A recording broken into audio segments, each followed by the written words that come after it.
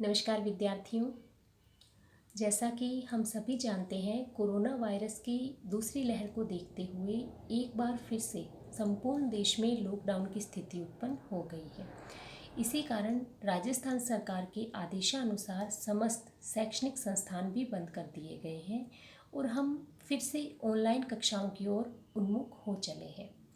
इस बार ऑनलाइन कक्षा के इस दूसरे दौर में हम हिंदी साहित्य के इतिहास पर चर्चा करेंगे।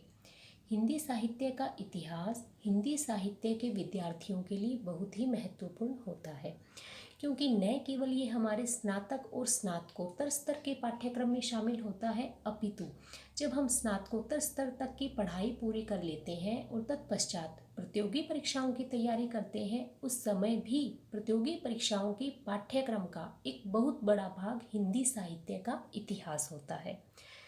यूँ तो हम हिंदी साहित्य के इतिहास के बारे में संक्षेप में जानते ही हैं, क्योंकि जैसे ही हम कक्षा 10 के पश्चात कक्षा 11 में ऐच्छिक विषय के रूप में हिंदी साहित्य का चयन करते हैं तो हम इसके बारे में जानकारी प्राप्त कर लेते हैं कि हिंदी साहित्य के इतिहास को 4 कालों में बांटा गया है: आदिकाल, भक्तिकाल, रीतिकाल, आधुनिक काल।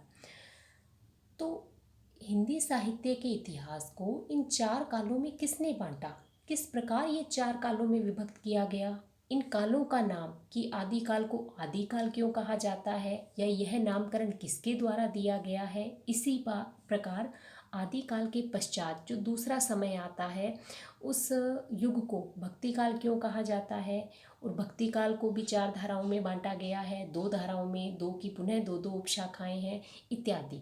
तो ये सब क्या है, ये सभी इतिहास लेखन परंपरा से हमें ज्ञात होगा कि हिंदी साहित्य का जो इतिहास लिखा गया है, इस इतिहास को लिखने की शुरुआत किसके द्वारा की गई, इसी कड़ी में कौन कौन से प्रमुख इतिहासकार हुए हैं जिन्होंने हिंदी साहित्य के इतिहास लेखन में अपना उपस्थिति दर्ज कराई है।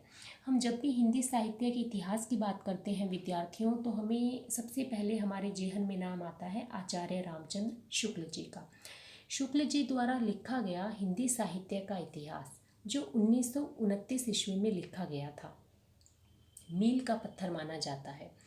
तो इसी इतिहास को शुक्ल जी द्वारा लिखित हिंदी साहित्य के इतिहास को आधार बनाकर ही हम हिंदी साहित्य इतिहास लेखन की परंपरा पर बात करेंगे। हम आज के इस वीडियो में शुक्ल जी से पूर्व में जो इतिहास ग्रंथ लिखे गए हैं उन पर चर्चा करेंगे, और नेक्स्ट वीडियो में हम शुक्ल जी के इतिहास ग्रंथ और शुक्ल जी के पश्चात लिखे गए महत्वपूर्ण इतिहास ग्रंथों के बारे में चर्चा करेंगे। तो आज के इस वीडियो में प्रारंभ में हम इतिहास लेखन की प्रमुख पद्धतियों पर बात करेंगे कि इतिहास लेखन की कौन कौन सी पद्धतियाँ हो सकती है, या जो हिंदी साहित्य के इतिहासकार हुए हैं उन्होंने किन पद्धतियों का अनुसरण किया है। तो इस दृष्टि से सबसे पहली पद्धति आती है वर्णानुक्रम पद्धति। जैसा कि विद्यार्थियों नाम से ही स्पष्ट है, वर्ण अनुक्रम, कि इसमें किस अनुक्रम का पालन किया गया है, वर्णों का। वर्ण यानी कि अक्षर, यानी कहने का आशय है जैसे कबीर और केशव, आप दोनों ही कवियों से परिचित हैं। कबीर जिनकी गणना भक्ति काल के प्रमुख कवियों में की जाती है, ये निर्गुण भक्ति काव्य धारा के प्रतिनिधि कवि हैं, और कवि केशव जिन्हें हम रीतिकाल का प्रवर्तक मानते हैं। तो जब हम वर्णानुक्रम पद्धति का अनुसरण करते हैं तो कबीर और केशव, यद्यपि ये 2 अलग अलग कालों के कवि हैं, किंतु इन दोनों ही कवियों का विवेचन एक साथ करना पड़ेगा। क्यों? क्योंकि दोनों के ही नाम कै अक्षर से, कै वर्ण से प्रारंभ होते हैं। तो इस प्रकार भले ही वे कालक्रम की दृष्टि से भक्ति काल और रीतिकाल यानी अलग अलग काल से संबंधित है, किंतु वर्ण अनुक्रम की दृष्टि से देखा जाए तो कै अक्षर से प्रारंभ होने के कारण इन दोनों का विवेचन एक ही साथ किया जाएगा। तो यह पद्धति कहलाती है वर्णानुक्रम पद्धति, या जिसे हम वर्णमाला पद्धति भी कहते हैं।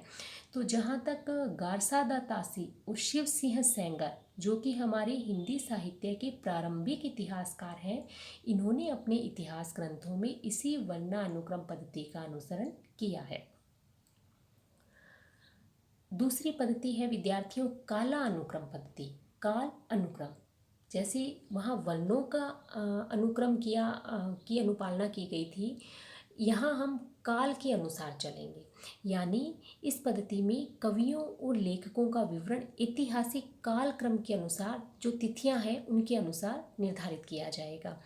प्रत्येक जो कृतिकार है, लेखक है, कवि है, उसकी जन्म तिथि को आधार मानकर इतिहास ग्रंथ में उनका क्रम निर्धारण किया जाता है। यानी कबीर का जन्म केशव जी से पहले हुआ है तो कबीर की जो विवेचना है वह पहले की जाएगी इस इतिहास ग्रंथ में और केशव की बाद में। तो यह हुई कालानुक्रम पद्धति। तो जॉर्ज ग्रियर्सन ने और जॉर्ज ग्रियर्सन के बाद जो मिश्र बंधु हुए थे, मिश्र बंधुओं ने भी इसी कालानुक्रम पद्धति का अनुसरण करते हुए अपने इतिहास ग्रंथ लिखे हैं। अब हम बात करें तीसरी पद्धति जिसे वैज्ञानिक पद्धति का नाम दिया जाता है।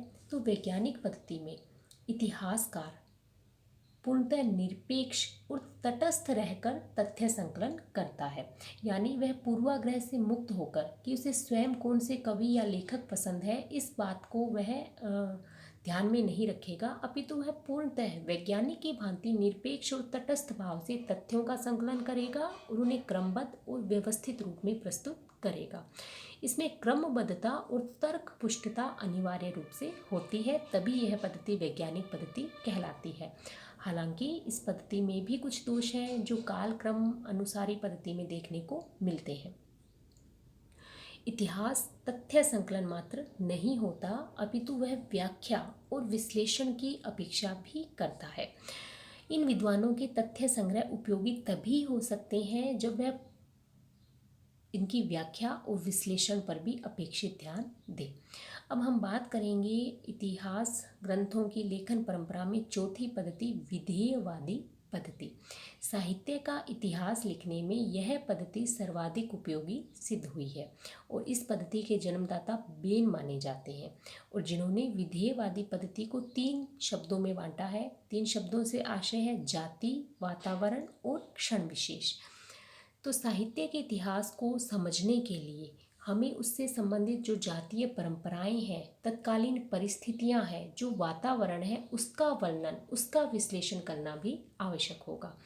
हिंदी में साहित्य का इतिहास लिखने के लिए इस पद्धति का अनुसरण, विधेयवादी पद्धति का जो अनुसरण है या जो सूत्रपात है, आचार्य रामचंद्र शुक्ल जी ने अपने हिंदी साहित्य के इतिहास में किया है। क्योंकि उन्होंने कवियों की प्रवृत्तियों का विश्लेषण तो किया है, किंतु उन प्रवृत्तियों का विश्लेषण तत्कालीन परिस्थितियों और वातावरण के परिप्रेक्ष्य में किया है।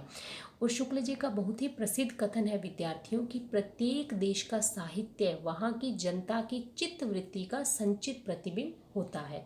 आदि से अंत तक इन्हीं चित्तवृत्तियों की परंपरा को परखते हुए साहित्य परंपरा के साथ इनका सामंजस्य बिठाना ही साहित्य का इतिहास कहलाता है।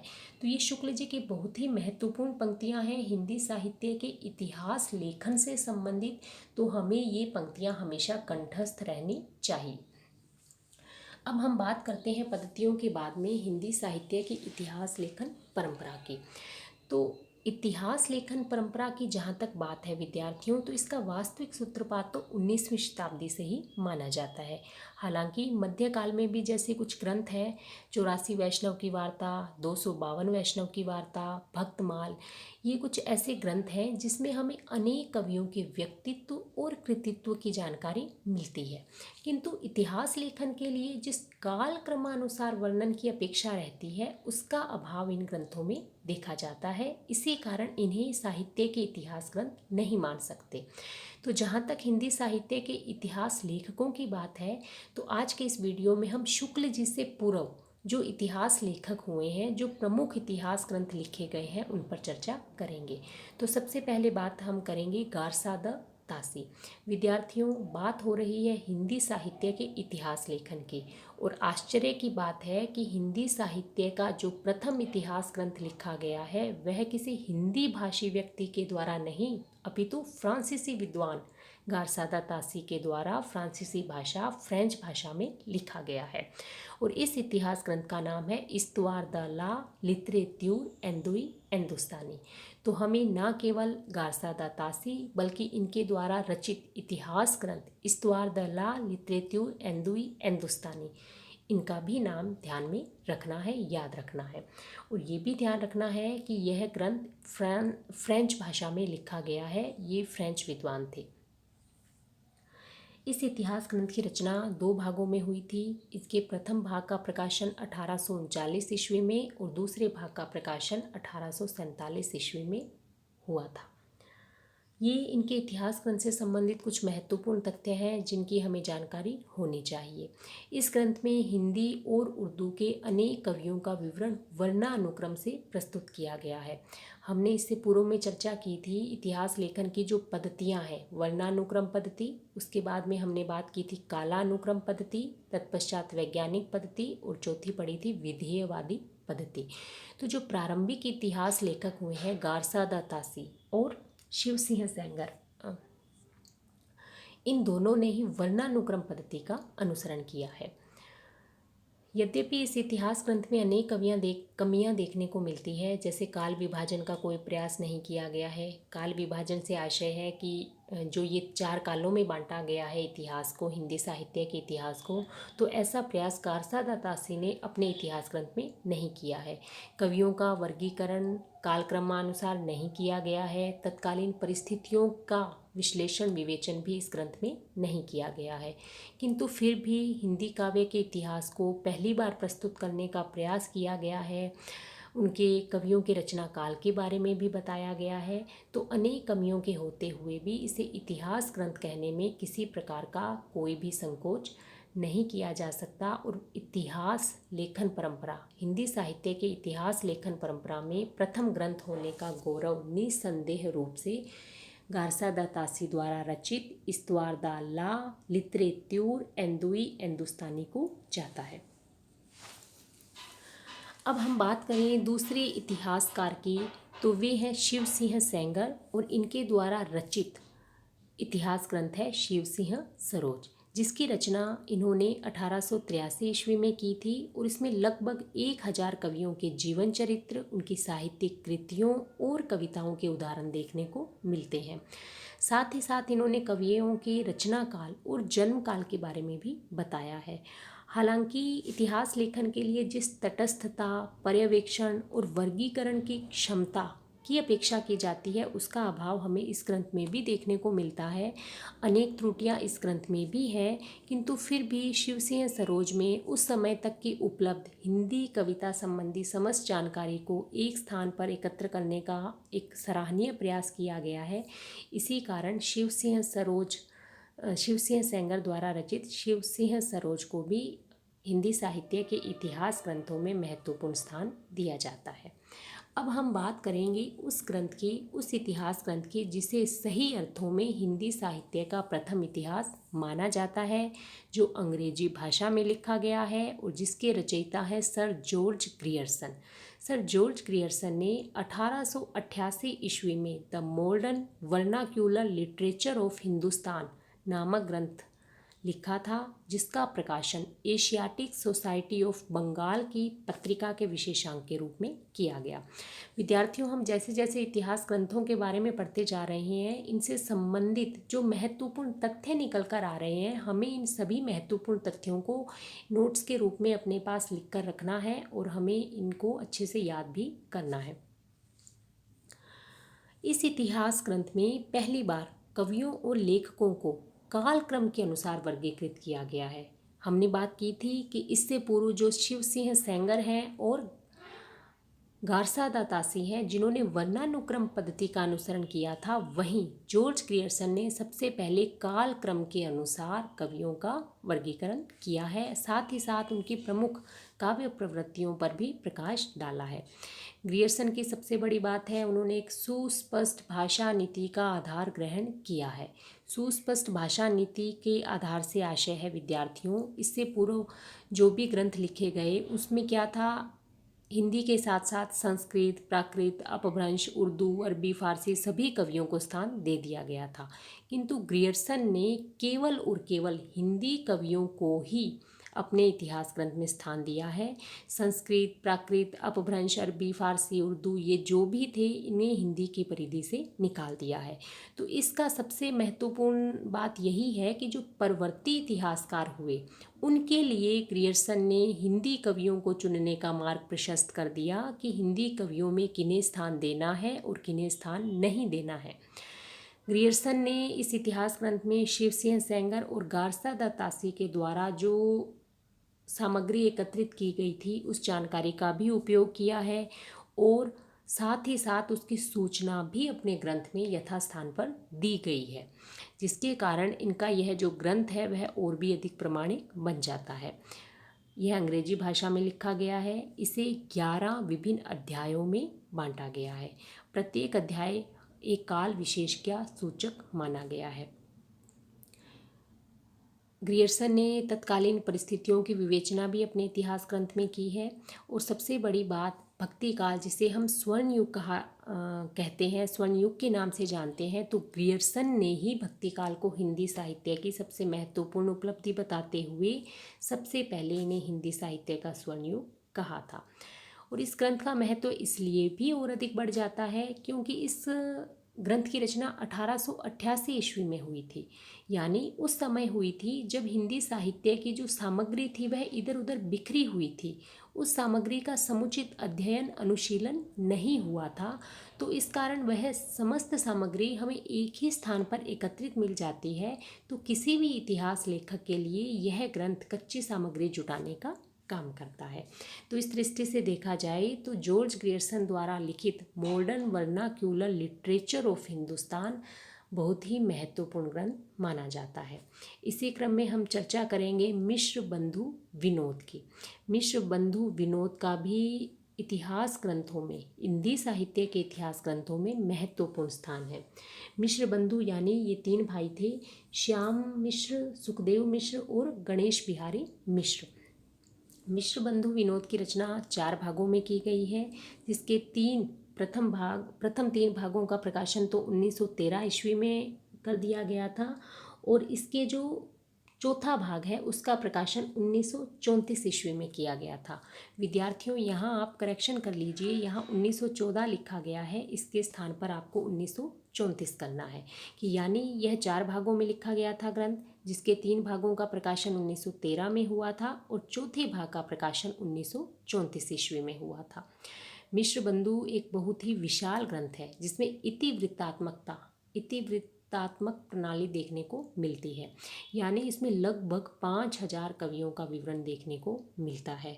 इस इतिहास ग्रंथ में पहली बार काल विभाजन का एक समुचित प्रयास देखने को मिलता है, क्योंकि इससे पूर्व जॉर्ज ग्रियर्सन ने जो 11 अध्यायों में विभक्त कर दिया गया है और उन्हें काल विशेष का सूचक मान लिया गया है, तो यानी वह एक समुचित प्रयास हमें ग्रियर्सन के इतिहास ग्रंथ में देखने को नहीं मिलता। जो काल विभाजन का समुचित प्रयास हमें कहाँ देखने को मिलता है?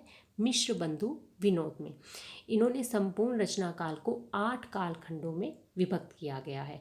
किन किन कालखंडों में विभक्त किया है इसकी चर्चा हम हमारे आगे के वीडियोस में करेंगे। विभिन्न कालखंडों के कवियों का परिचयात्मक विवरण तो प्रस्तुत किया ही गया है, साथ ही साथ उनके साहित्यिक महत्व को भी उजागर किया गया है। और सबसे बड़ी बात, इन्होंने तुलनात्मक पद्धति का अनुसरण करते हुए कवियों की तुलना करते हुए उनकी श्रेणियां बनाने का भी प्रयास किया है। तो परवर्ती इतिहास लेखकों ने, जो इतिहासकार हुए हैं इनके बाद, उन्होंने मिश्र बंधु विनोद से कच्ची सामग्री लेकर अपने ग्रंथ में सामग्री जुटाई है। स्वयं रामचंद्र शुक्ल जी, जिनका हिंदी साहित्य के इतिहास में मील का पत्थर माना जाता है, शुक्ल जी ने भी अपने इतिहास ग्रंथ में स्वीकार किया है कि उन्होंने मिश्र बंधु विनोद से रीतिकाल के कवियों का विवरण लिखने में इस ग्रंथ की सहायता ली है। तो ये है शुक्ल जी से पूर्व लिखे गए प्रमुख इतिहास ग्रंथ और प्रमुख इतिहासकार, जिसमें हम प्रमुख रूप से 4 की ही चर्चा करते हैं। सबसे पहले बात करते हैं हम गारसा दत्तासी की, उसके पश्चात हम बात करते हैं शिव सिंह सेंगर की, तत्पश्चात जॉर्ज ग्रियर्सन और उसके पश्चात मिश्र बंधु, जिनकी रचना का नाम है मिश्र बंधु विनोद। और सबसे महत्वपूर्ण बात हमें ये ध्यान रखना है विद्यार्थियों की हिंदी साहित्य के इतिहास की शुरुआत एक फ्रांसीसी विद्वान द्वारा की गई थी और प्रथम इतिहास ग्रंथ हिंदी भाषा में नहीं अपितु फ्रेंच भाषा में लिखा गया था। इसी प्रकार the modern vernacular literature of Hindustan, जिसके रचयिता जॉर्ज ग्रियर्सन है, यह भी अंग्रेजी भाषा में लिखा गया था 1888 ईस्वी में। तो ये जो 4 इतिहासकार और इतिहास ग्रंथों की हमने बात की है, तो उम्मीद करती हूँ इनसे संबंधित जो महत्वपूर्ण तथ्य हैं आप साथ के साथ याद करेंगे, ताकि परीक्षा के लिए भी आपकी तैयारी अच्छे से होती रहेगी। तो रामचंद्र शुक्ल जी के इतिहास ग्रंथ और उसके पश्चात जो परवर्ती इतिहासकार हुए हैं उन पर हम हमारे नेक्स्ट वीडियो में चर्चा करेंगे। आज के लिए इतना ही। धन्यवाद।